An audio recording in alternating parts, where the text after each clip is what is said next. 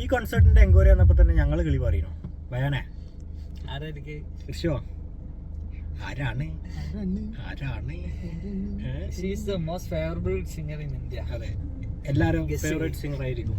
എന്ത് ഗസ്റ്റ് ചെയ്യാൻ എനിക്ക് കാണിച്ചു കൊടുത്തു ഓരോ ഞെട്ടി. ഞങ്ങളോ ഞെട്ടി, നിങ്ങൾ ഞെട്ടുമെന്ന് ഞങ്ങൾക്ക് അറിയില്ല, ഞങ്ങൾ എന്തായാലും ഞെട്ടി. അതെ, ശ്രേയാ ഘോഷാലിന്റെ ഷോ ആണ് വന്നത്. അടിപൊളിയായിട്ട്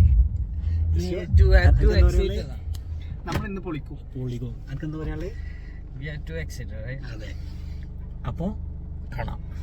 മന്തി തിന്നിട്ട് ഇന്നേക്ക് 12 ദിവസമായി. മന്തി നല്ലോണം മിസ് ചെയ്തിനി. മന്തി മാത്രമല്ല വേറെ ആൾക്കാർ മിസ് ചെയ്യുന്നുണ്ട്. ആ വിഷമൊക്കെ മൂക്കറ്റം മന്തി നിന്ന് തീർത്ത്. അവിടുന്ന് വണ്ടി എടുത്ത് ഫുൾ ദമ്മിൽ ഞങ്ങൾ നേരെ പ്രോഗ്രാം നടക്കുന്ന ലൊക്കേഷനിലേക്ക് പോയി.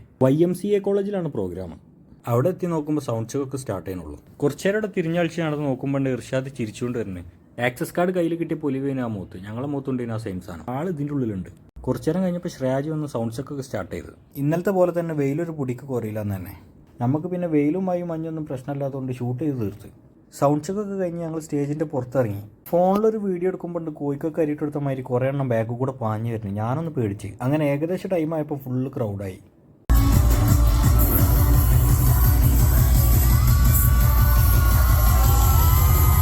അപ്പം എങ്ങനെ തുടങ്ങില്ലേ?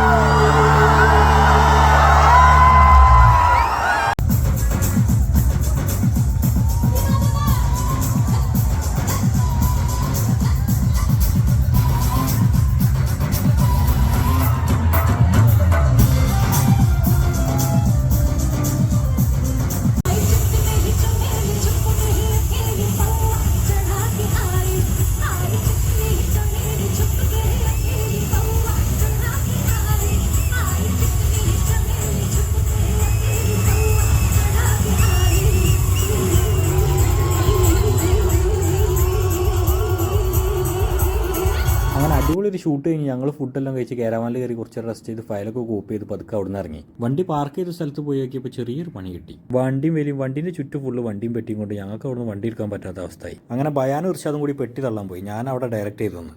അല്ലെങ്കിൽ തള്ളാൻ ഓല ബെസ്റ്റ്. അങ്ങനെ വണ്ടി അവിടെ നിർത്തി ഞങ്ങൾ നേരെ റൂമിൽ പോയി. അപ്പം ശരി.